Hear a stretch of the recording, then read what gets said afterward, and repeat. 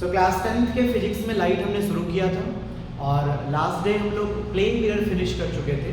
आज हम लोग शुरू करेंगे स्फेरिकल मिरर्स। तो क्या क्या टॉपिक्स होंगे आज के लिए?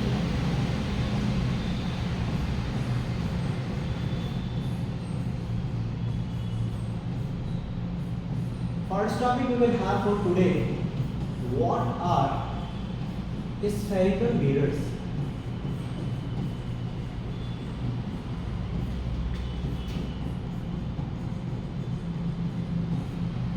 Second, types of spherical mirrors.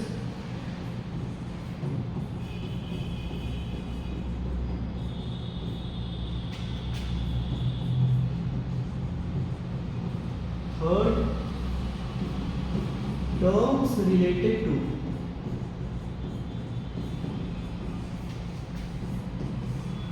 spherical mirrors.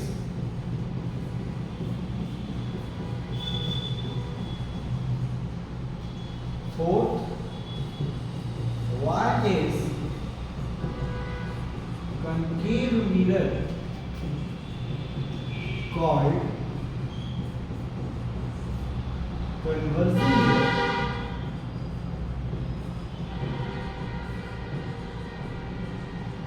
While convex mirror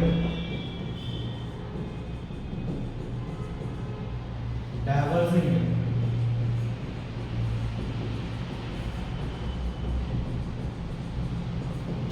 Thereafter,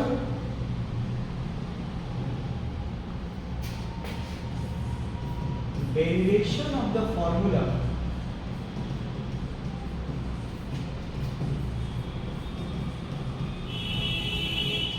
R is equal to 2F in concave mirror, A in concave mirror, and B in convex mirror. तो ये दो फॉर्मूला एक्चुअली एक ही formula है, R is equal to 2F, ये हमें derive करना है कॉनकेव में और कॉन्वेक्स में। तो स्फेरिकल मिरर्स को डेडिकेटेड होगा आज का पूरा क्लास हमारा। फर्स्ट टॉपिक आज के लिए हमारा है व्हाट आर स्फेरिकल मिरर्स। नाम से आपको पता चल रहा है कि ये स्फेयर से बनाया गया है, स्फेरिकल। कई बार बच्चों को लगता है कि ये सर्कल से बनाया गया है, लेकिन आप ध्यान रखेंगे ये सर्कुलर नहीं है, स्फेरिकल है। मान लीजिए कि इस तरीके का स्फेयर आपके पास है, ग्लास का बना हुआ, और आपको पता है कि मिरर ग्लास से आप प्रिपेयर करते हैं। प्लेन मिरर में हमने डिस्कस किया था, मिरर के डेफिनेशन में भी हमने डिस्कस किया था। मिरर में क्या करते हैं हम लोग, ग्लास को बैक साइड से पॉलिश कर देते हैं। तो मान लीजिए कि ये आपके पास ग्लास का बना हुआ स्फेयर था, और अगर आपने इस तरफ से पॉलिशिंग करना शुरू किया, ये पॉलिशिंग करना शुरू किया, तो आपके पास एक मिरर बन चुका है जिसको आप कनकेव मिरर कहते हैं।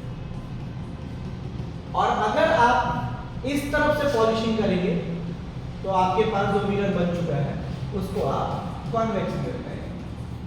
और यही कनकेव एंड कॉन्वेक्स जो आपको दिख रहा है ये स्फेरिकल मिरर। तो स्फेरिकल मिरर का डेफिनेशन क्या बना? The mirror having spherical shape is called spherical mirror, और the mirror having curved reflecting surface is called spherical mirror. Mirror का डेफिनेशन आपको बताया गया था कि आपको प्लेन मिरर पढ़ना है और स्फेरिकल मिरर पढ़ना है। स्फेरिकल मिरर फर्दर दो टाइप का, कॉनकेव और कॉन्वेक्स। तो स्फेरिकल मिरर प्लेन में आप देखिए कि बिल्कुल रिफ्लेक्टिंग सरफेस जो था वो स्ट्रेट था, प्लेन था।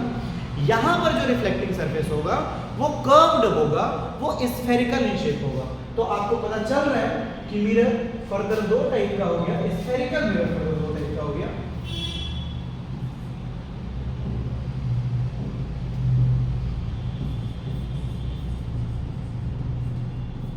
The mirror having curved reflecting surface is called a spherical mirror. A spherical mirror has further two types, concave mirror and convex mirror. Concave mirror, the mirror having bulged in reflecting surface, this one, bulged in reflecting surface.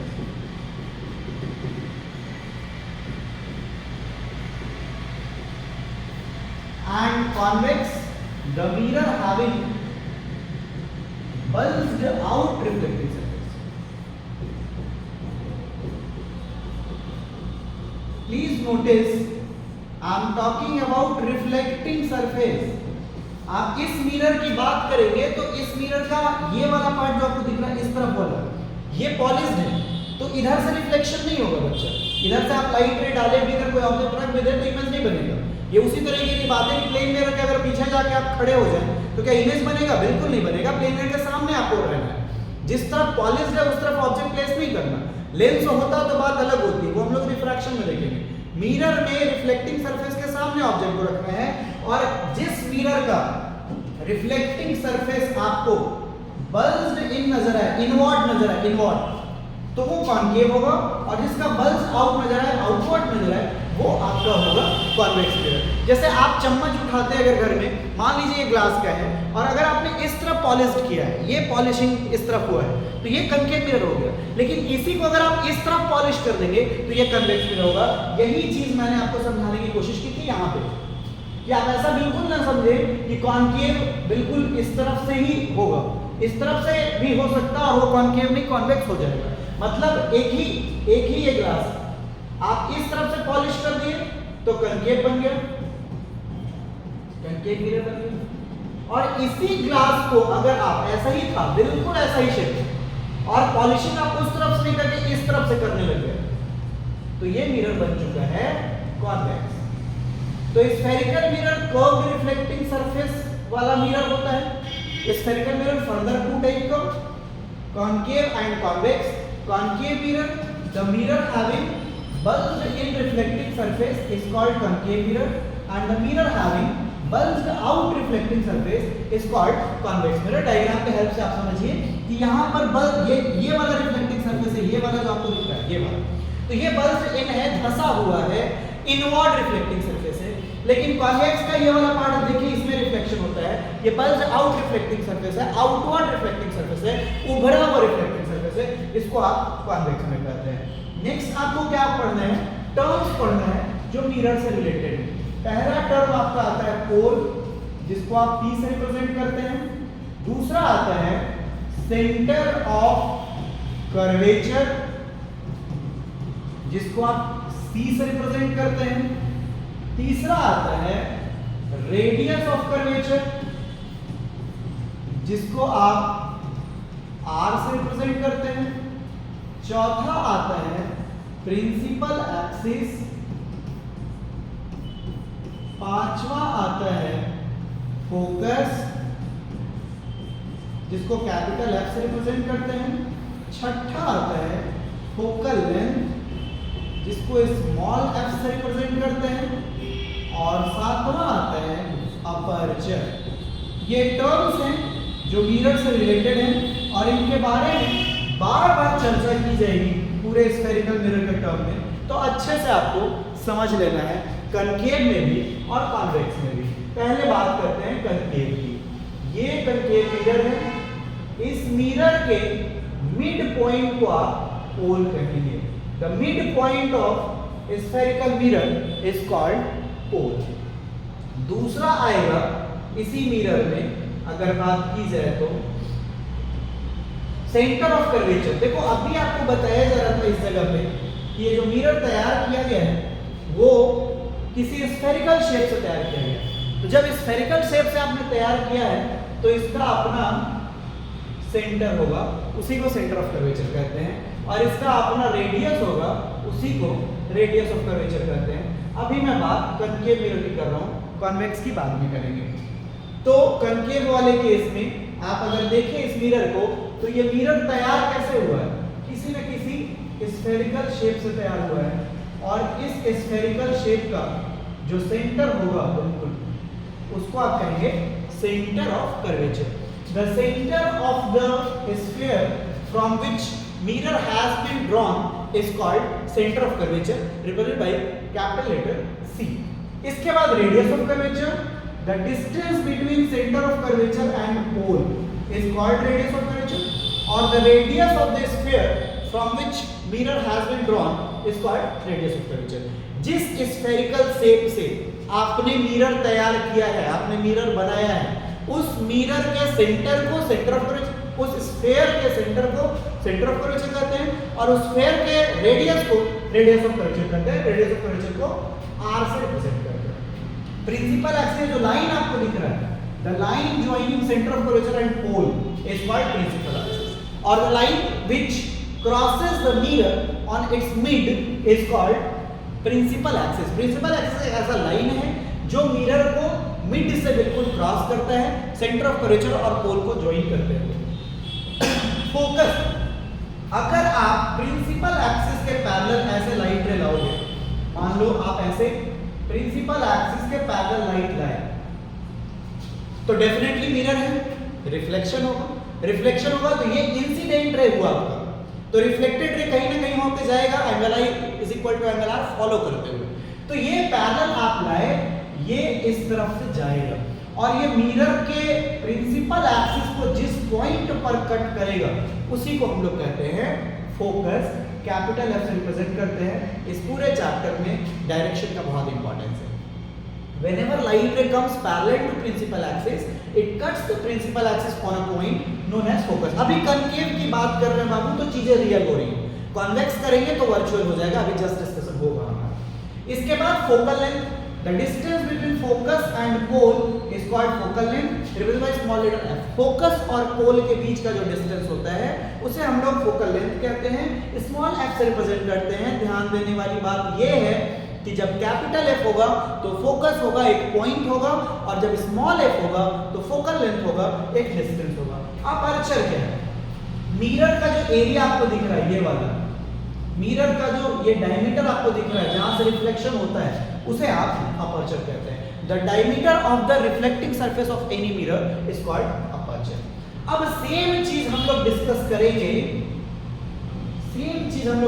करेंगे, convex, लेकिन convex में चीजें real ना होके virtual होगी अगर हम बात करें फोकस की या फोकल लेंथ। पहला पॉइंट तो सेम होगा जी, the mid point of mirror is called pole, represented by capital letter P। अब देखो ये बना जो है इसका स्फेरिकल शेप इधर नहीं, इसका स्फेरिकल शेप इधर है ऐसा, तो इस स्फेरिकल शेप का जो सेंटर होगा उसको आप कहेंगे centre of curvature. The center of the sphere from which mirror has been drawn is called center of curvature। देखो कॉनकेव था तो इस तरफ का सेंटर ऑफ कर्वेचर, कॉन्वेक्स है तो इस तरफ हो गया सेंटर ऑफ कर्वेचर। कॉनकेव के सामने होता है सेंटर ऑफ कर्वेचर, लेकिन कॉन्वेक्स के पीछे होता है, मतलब कॉन्वेक्स ये है इसके सामने ना होके पीछे होगा सेंटर ऑफ कर्वेचर। और ये जो लाइन आप ड्राइंग करा दें ये हो जाएगा कॉन्वेक्स का radius of curvature, capital R से रिप्रेजेंट करेंगे। तो आप कॉनकेव या कॉन्वेक्स तैयार कर रहे हैं स्फेरिकल शेप से, उस स्फेरिकल शेप का अपना सेंटर होगा वो सेंटर ऑफ कर्वेचर, उसका अपना रेडियस होगा वो radius of curvature. So the centre of the sphere from which mirror has been drawn is called centre of curvature and the radius of the sphere from which mirror has been drawn this one is called radius of curvature, represented by capital R।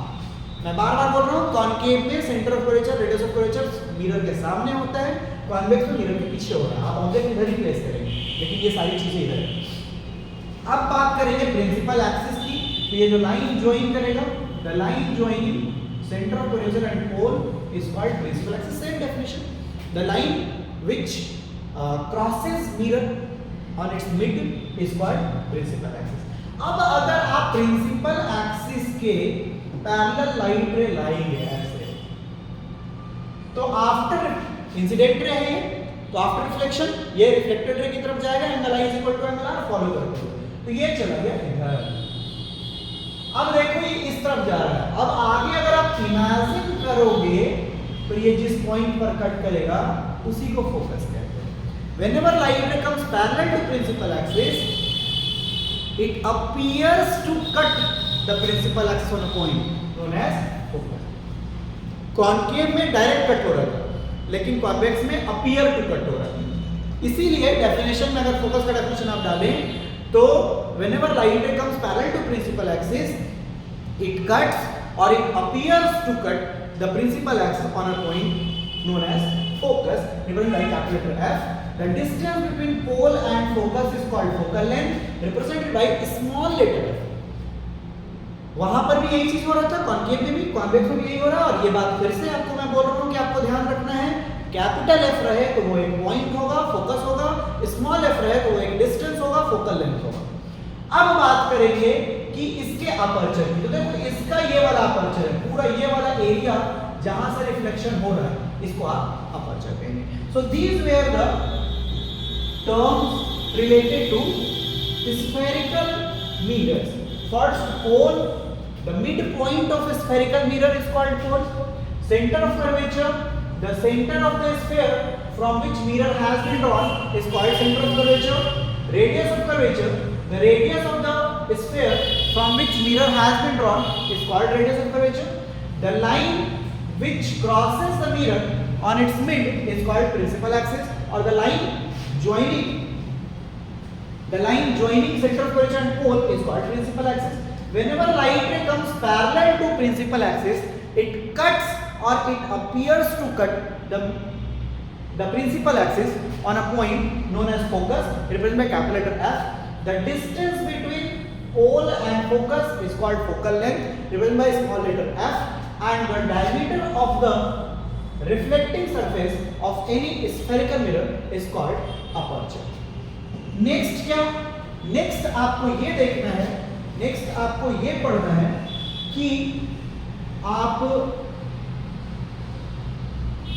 Concave mirror को एक नए नाम से जानते हैं जिसको हम लोग कन्वर्जिंग मिरर कहते हैं, और कॉन्वेक्स मिरर को एक नए नाम से जानते हैं जिसको हम लोग डाइवर्जिंग मिरर कहते हैं। और ये एकदम बिल्कुल याद रखना है आपको, क्योंकि कई बार न्यूमेरिकल्स में आपको ये नहीं दिया जाएगा कि an object is placed at 10 centimetre in front of a concave mirror.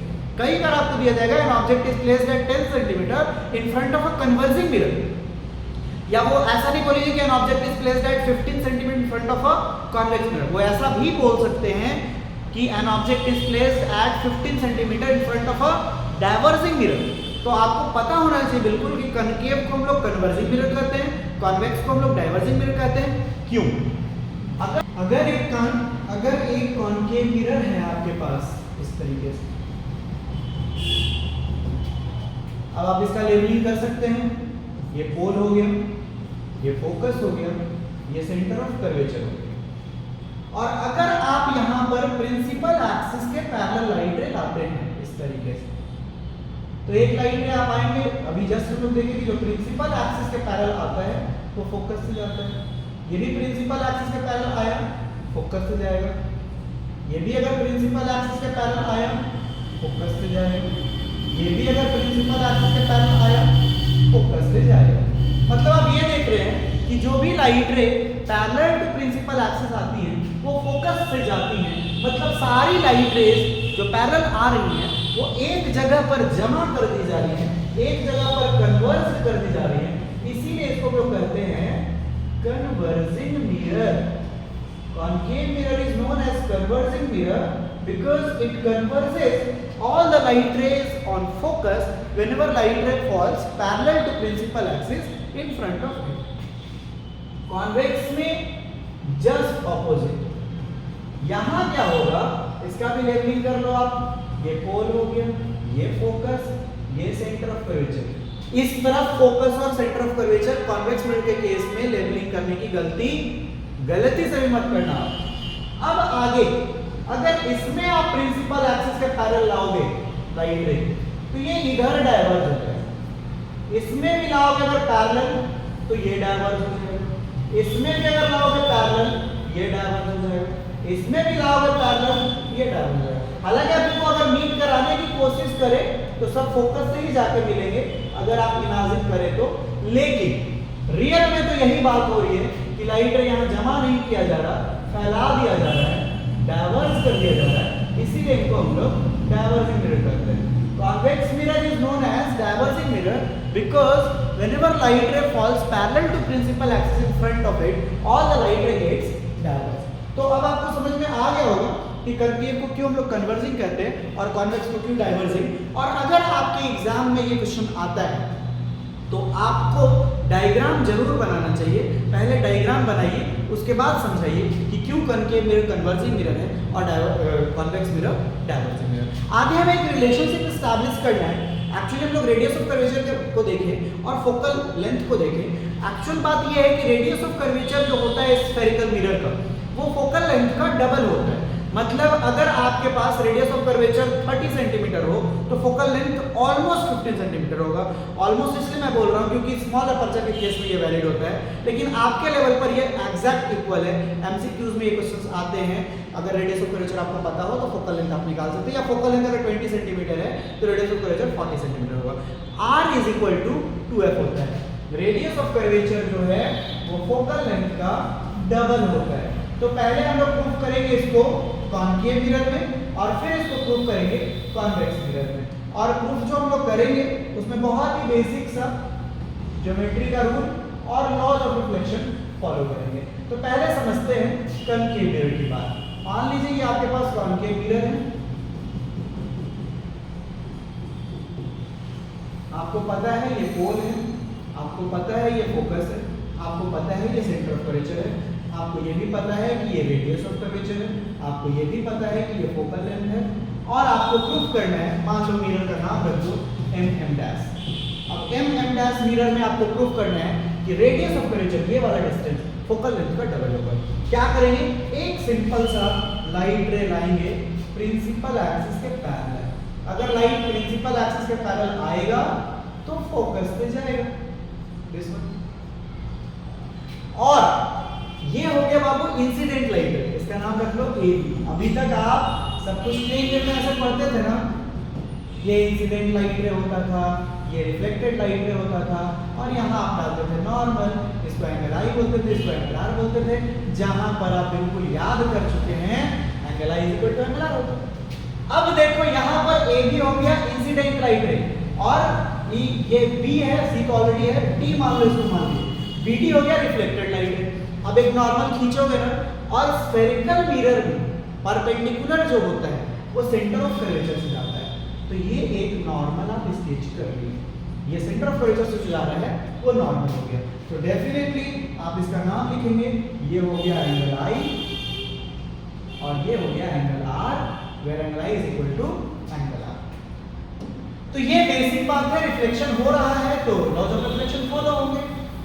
एक और इंपॉर्टेंट बात ये है कि आपको दिख रहा है ये AB लाइन है, AB लाइन आपको दिख रहा है, देखो देखो डायग्राम ऑब्जर्व करो, ये एक AB लाइन आपको दिख रहा होगा, दिस वन, और CP भी एक लाइन आपको दिख रहा है प्रिंसिपल एक्सिस वाला, दिस वन, और एक आपको C से ट्रांसवर्सल होते हुए जा रहा है ये वाला BC जो है ना, ये B एक्चुअली यहाँ नहीं, B एक्चुअली है यहाँ पे, यहाँ ये यहाँ ये भी। तो आपको पता है कि अगर दो लाइंस पैरेलल होती हैं और एक ट्रांसवर्सल आता है तो ये दोनों एंगल इक्वल होते हैं, ऑल्टरनेट इंटीरियर एंगल्स। तो अगर आपको दिख रहा है कि AB और CP पैरेलल है और BC एक ट्रांसवर्सल है, तो ये एंगल I और ये वाला एंगल इक्वल हो जाएगा। मान लेते हैं इस एंगल को 1 और इसको 2, क्योंकि एक ट्रायंगल आपको दिख रहा है यहाँ BC है, एक तो एंगल R है, C वाले एंगल को हम 1 मान लिए इस तरफ वाले को, और F वाले एंगल इस तरफ वाले को एंगल 2 मान लिए। तो यही बात हम लोग यहाँ पे लिखेंगे कि डायग्राम में हमें क्या मिल रहा है। क्या करेंगे, प्रूफ करने के लिए हम लोग हेल्प करेंगे डायग्राम के ज्योमेट्री का। इन डायग्राम में आपको क्या दिख रहा है, दिख रहा है AB parallel to CP and BC is a transversal। AB parallel to CP है और BC एक ट्रांसवर्सल है। तो आप क्या करेंगे, आप ये करेंगे, दिखाएंगे कि इसलिए एंगल I जो होगा वो एंगल 1 के इक्वल होगा, इसको इक्वेशन 1 मान लो। आप यहाँ पे चाहते हैं तो BCF भी लिख सकते थे, मैंने थोड़ा सिंपल रखने के लिए 1 टू लेफ्ट कर दिया। अब आगे ये बच्चा जानता है by the law of reflection. Reflection के लॉ से हमें क्या पता है बच्चा, angle I is equal to angle R, इसको इक्वेशन 2 मान लीजिए। और मैथ्स का बड़ा ही सिंपल सा रूल है कि अगर आपका LHS सेम है तो RHS भी सेम हो जाएगा। तो आप क्या करेंगे, आप ये लिखेंगे बाई, आप ये लिखेंगे बाई बाई लिख के फ्रॉम लिखेंगे, from equation first and second we have, first और सेकेंड से आपको मिल चुका, आई और आई सेम हो गए, तो angle 1 is equal to angle R मिल चुका है। क्या किए हम लोग? सबसे पहले ये दिखाएं कि AB पैरेलल टू CP है, BC एक ट्रांसवर्सल है, तो angle I is equal to angle 1 हो जाएगा अल्टरनेट इंटीरियर एंगल से। दूसरा हमने ये किया कि लॉ ऑफ रिफ्लेक्शन में पता है एंगल I और एंगल R सेम होते हैं। अब चूंकि एक इक्वेशन में angle I is equal to angle 1 था, दूसरे इक्वेशन में angle I is equal to angle R था, तो angle 1 is equal to angle R मिल गया। समझो बात को, हम अब बात करने वाले हैं आगे इस ट्रायंगल की। एक ट्रायंगल आपको दिख रहा होगा BCF, एक ट्रायंगल आपको दिख रहा होगा BCF, इस ट्रायंगल में BCF, इस ट्रायंगल में आपको एक इंपॉर्टेंट चीज दिख रहा है कि आप प्रूफ कर चुके हैं एंगल 1 ये वाला और एंगल R ये वाला इक्वल। किसी भी ट्रायंगल में अगर दो एंगल सेम होते हैं तो इसका क्या मतलब होता है? अगर ये कोई ट्रायंगल है और अगर ये कोई ट्रायंगल है और इस ट्रायंगल में आपके पास दो एंगल सेम है, ये वाला एंगल और ये वाला एंगल सेम, इसका क्या मतलब है? इसका ये मतलब है कि इसके सामने का साइड भी क्या होंगे, इनके साइड्स भी क्या होंगे, सेम होंगे। तो अगर किसी ट्रायंगल के दो एंगल सेम होते हैं तो उनके सामने का साइड्स भी सेम होता है, ये बात आप जानते हैं। तो उस वजह से इस वाले एंगल के सामने का ये वाला साइड और इस वाले एंगल का सामने का ये वाला साइड इक्वल हो जाएंगे। मतलब अगर आपने angle 1 is equal to angle R proof कर दिया, angle 1 is equal to angle R, तो 1 के सामने BF और R के सामने CF इक्वल हो जाएंगे। यही हम लोग आगे करने वाले हैं। So BF is equal to CF, ये लाइन हमने लिखा। क्यों लिखा बाबू? क्योंकि जब angle 1 is equal to angle R है तो एंगल 1 के सामने कौन है, BF, एंगल 2 के सामने कौन है, CF। अब देखो यहाँ पर BF जो है ना, ये वाला डिस्टेंस, वो अगर आप अपर्चर स्मॉल ले लें तो PF हो जाएगा। ये वाला डिस्टेंस जो BF आपको दिख रहा है, अगर अपर्चर स्मॉल हो तो ये PF हो जाएगा ऑलमोस्ट। मतलब BF tends to PF, BF tends to PF। तो BF के जगह पर आप क्या लिख सकते हैं, PF लिख सकते हैं, और PF इज इक्वल टू आ गया आपका CF। अब समझो डायग्राम में फिर से कि BF के जगह पर आप PF लिख दिए और आपको आ गया है ये PF is equal to CF। देखो PF का तो वैल्यू आपको पता है, PF का वैल्यू स्मॉल f है, लेकिन CF का वैल्यू पता नहीं है। समझो इस बात को, अगर इस डायग्राम को हम ऐसे दिखाएं, यहाँ पर पॉइंट C है, यहाँ पर पॉइंट F है और यहाँ पर पॉइंट P है। PF का वैल्यू तो मिल गया, CF का वैल्यू आपको नहीं मिला, तो आप क्या करोगे, कन्वर्ट करोगे इस छोटे वाले CF को, इस छोटे वाले को आप ये बड़ा वाला माइनस ये छोटा वाला लिख सकते हो। फिर से समझो, ये CF को, इस छोटे वाले को आप ये बड़ा वाला माइनस ये छोटा वाला लिख सकते हो ना। मतलब CF को हम लिख सकते हैं CP माइनस PF, CF को हम लिख सकते हैं CP माइनस PF, और ये किधर PF आ गया। तो फाइनल तौर पर आपको मिल गया CP is equal to PF plus PF, यानी CP is equal to 2PF।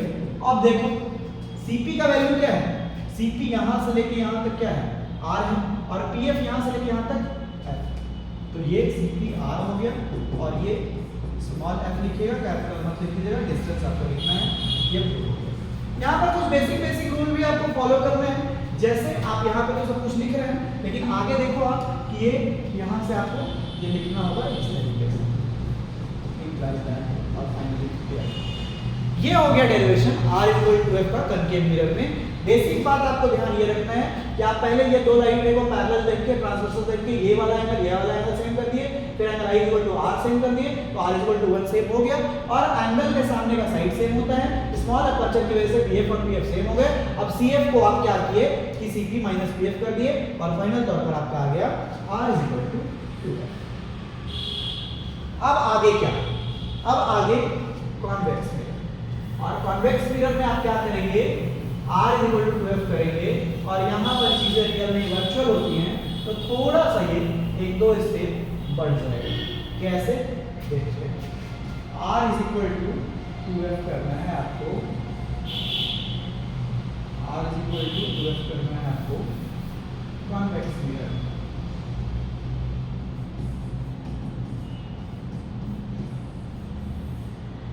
अब कॉन्वेक्स मिरर के लिए आप क्या करोगे प्रूफ में? पहले तो आप डायग्राम बनाओगे। अब यहां पर क्या होगा बाबू कि प्रिंसिपल एक्सिस के पैरेलल जो लाइट आता है वो फोकस पर डाइवर्ज हो जाएगा। आप इमेजिन करोगे तो ये यहां फोकस पे आएगा। ये इंसिडेंट लाइट है हुआ, ये रिफ्लेक्टेड लाइट है हुआ, बीच में नॉर्मल डालिएगा ना, और नॉर्मल कहां जाके मिलता है? सेंटर ऑफ कर्वेचर पे। तो आपको ये मिल चुका एंगल I, ये मिल चुका एंगल R, और इन सब का थोड़ा नेमिंग कर लो। तो मान लो इसका 1 कर लो, इसका 2 कर लो, इसका 3 कर लो। क्यों? क्योंकि पूरा जो गेम होने वाला है वो उसी ट्रायंगल पर होने वाला है। अगर आप इसका नाम A B करते हैं तो BFC ट्रायंगल पर होने वाला है। इसका D कर दो, इसका E कर दो। C क्यों नहीं कर रहे हैं? क्योंकि C ऑलरेडी है हमारे पास। तो ये आपको मिल गया। अब अगेन आप वही काम करेंगे। इन डायग्राम आपको दिख रहा है AB parallel to CP and EC। अब ये E हो गया यहां से, EC इज अ ट्रांसवर्सल। और दो पैरेलल लाइट होते हैं, एक ट्रांसवर्सल होता है। तो आप देखो यहां से ये वाला एंगल I और ये वाला एंगल 3 सेम हो जाएगा। तो angle I is equal to angle 3 हो जाएगा। ये हो गया इक्वेशन 1। आगे क्या? आगे आपको पता है by the law of reflection के लॉ से हमें अच्छे से पता है angle I is equal to angle R। इसको इक्वेशन 2 मान लीजिए। बिल्कुल सेम पैटर्न हम लोग फॉलो कर रहे हैं और आप आगे लिख सकते हैं from equation 1 and 2 we have first और सेकंड इक्वेशन आप देख रहे हो एंगल I और एंगल I सेम है। तो एंगल 3 इज इक्वल टू हो जाएगा एंगल R। ये इक्वेशन 3 हो गया। यहाँ पर एक इंपॉर्टेंट बात है कि आप लेबलिंग जरूर करेंगे। ये स्मॉल f है और ये कैपिटल R है, और आपको कैपिटल R को स्मॉल f के डबल प्रूफ करना है। अब देखो यहाँ पर 3 और R सेम मिले, ये R और 3 सेम मिले, जबकि हमें पूरा काम करना है इस ट्रायंगल पे, तो 1 को लाना पड़ेगा। एक बेसिक कॉन्सेप्ट याद करो मैथ्स का। अगर दो लाइंस एक दूसरे को क्रॉस करते हैं तो क्या होता है? इनके सामने के साइड्स क्या हो जाते हैं? सेम हो जाते हैं।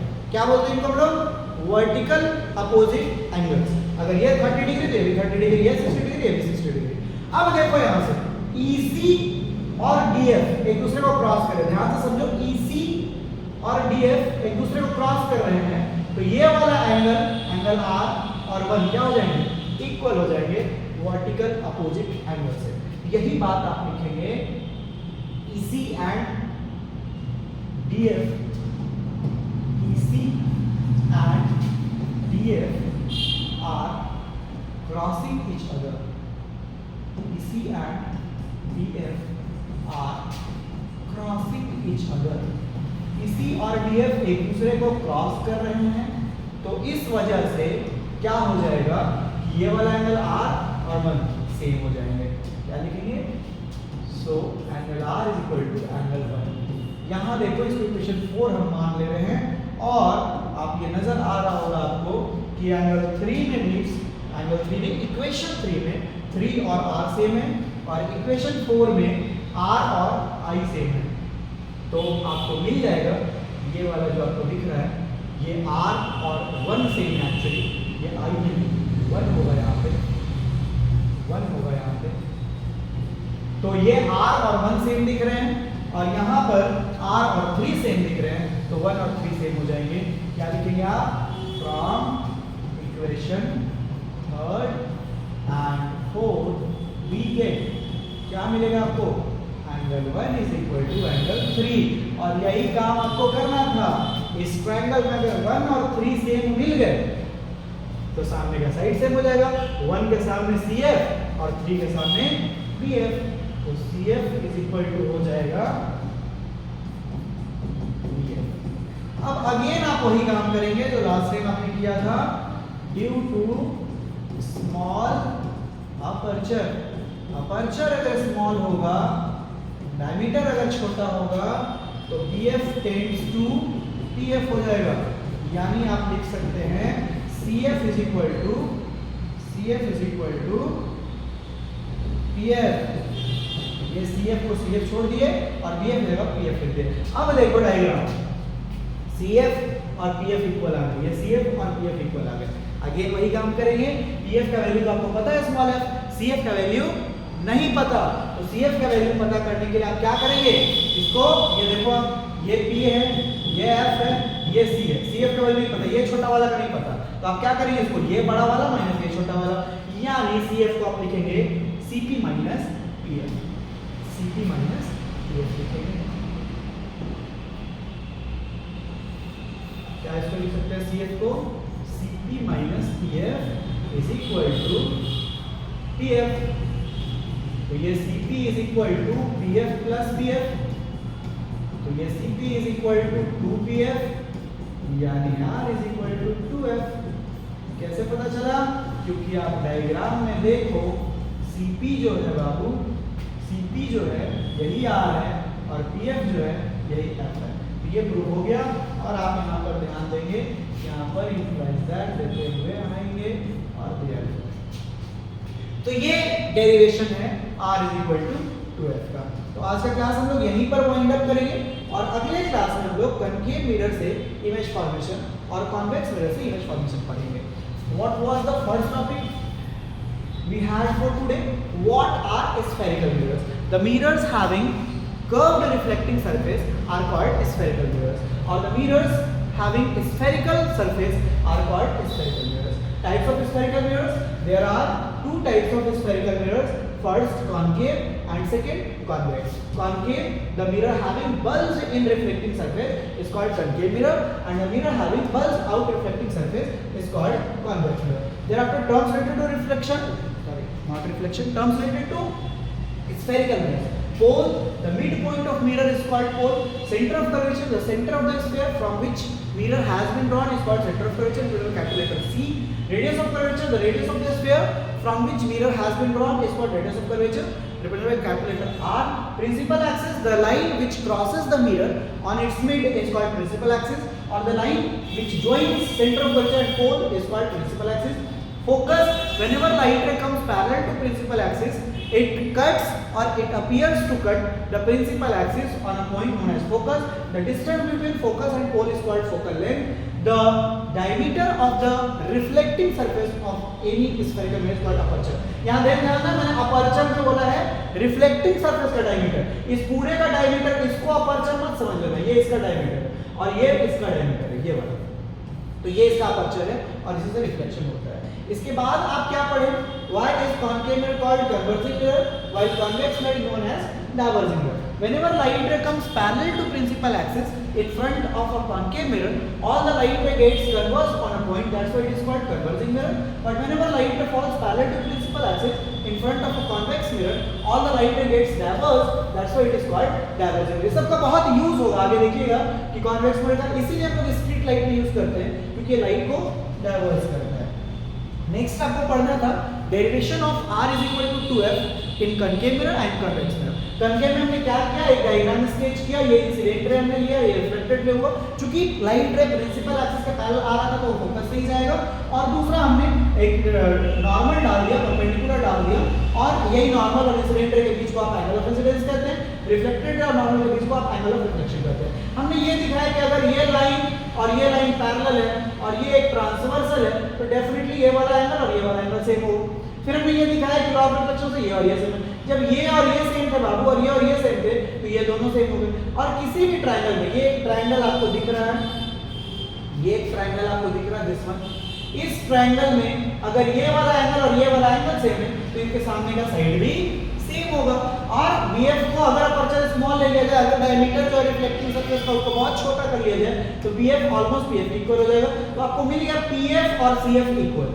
तो CF का वैल्यू आपको नहीं पता तो आप इसको ये बड़ा वाला माइनस ये छोटा वाला किए और फाइनल तौर पर आपको 2PF जो हुआ वो CP के बराबर हो गया, यानी 2F R हो गया, यानी R 2F हो गया। एक बार कॉपी में कर लीजिएगा।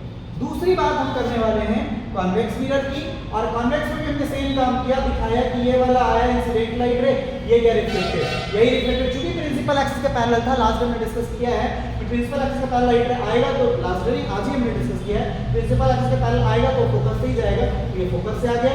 और ये हमने एक नॉर्मल डाला जो कि C से मिलता है, क्योंकि नॉर्मल हमेशा परपेंडिकुलर होता है। तो ये इंसिडेंट और नॉर्मल के बीच एंगल ऑफ इंसिडेंस हो गया, ये रिफ्लेक्टेड और नॉर्मल के बीच एंगल ऑफ रिफ्लेक्शन हो गया, एंगल इक्वल टू आर है। हमने ये दिखाया कि ये लाइट और ये लाइट पैरेलल है और ये ट्रांसवर्सल है, तो ये वाला एंगल 1 मतलब एंगल 1 नहीं एंगल I और एंगल 3 ये इक्वल हो गए। फिर हमने दिखाया कि एंगल I और R सेम होते हैं तो R और 3 इक्वल हो गए। फिर हमने ये बताया आपको बात कि अगर ये इस तरीके से दिख रहे हैं कि ये वाला लाइन और ये वाला लाइन एक दूसरे को क्रॉस कर रहे हैं तो वर्टिकल अपोजिट एंगल से एंगल R और 1 सेम हो। तो R और 1 सेम हुए तो 1 और 3 यहाँ से सेम हो गए इक्वेशन बना के। तो 1 और 3 जैसे ही सेम हुआ, 1 के सामने का साइड और 3 के सामने का साइड सेम हो गया। अब चूंकि अपर्चर स्मॉल आप ले रहे हैं तो ये वाला साइड इक्वल हो जाएगा, ये ऑलमोस्ट, तो ये वाला और ये वाला इक्वल हो गया, मतलब 2PF जो हुआ वो CP के बराबर हो गया। कॉपी में एक बार कर लीजिए, ये सारा कुछ बनाया हुआ। तो आज का क्लास आपका यहीं तक था, अगले दिन हम लोग कॉन्केव मिरर से इमेज फॉर्मेशन करेंगे। That's all, thank you. कोई भी सपना साकार करने के लिए सबसे जरूरी है सही कोच का होना। चुनिए द रेवोल्यूशन एकेडमी को और करें अपने स्कूल एग्जाम्स एंड बोर्ड्स का सपना साकार।